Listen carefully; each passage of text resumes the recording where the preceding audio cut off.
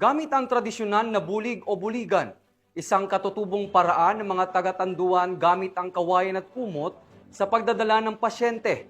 Kapit-bisig ang mga miyembro ng Special Action Force upang maitawid ang isang lalaking may sakit patungo sa health center ng lugar upang mabigyan ng atensyong medikal. Tinutukan niya ni Patrolman Liam Sumkad.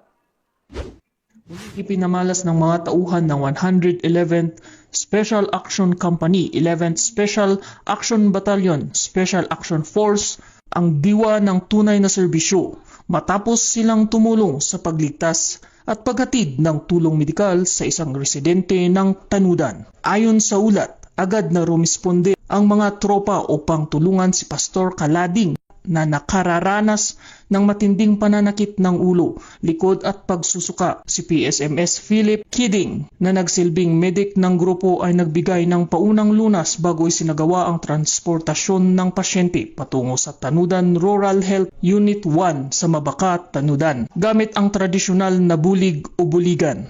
Isang katutubong paraan ng mga taga-Tanudan sa pagdadala ng may sakit gamit ang kawayan o kahoy at kumot.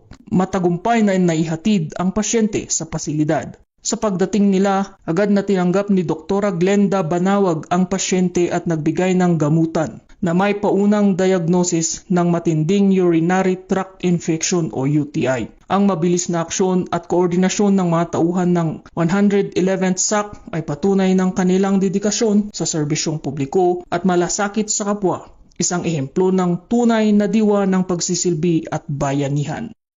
Mula dito sa Regional Police Community Affairs and Development CAR, ako ang inyong PNN correspondent, Patrolman Sumkad, alagad ng batas, taga-taguyod ng Balitang Pulis.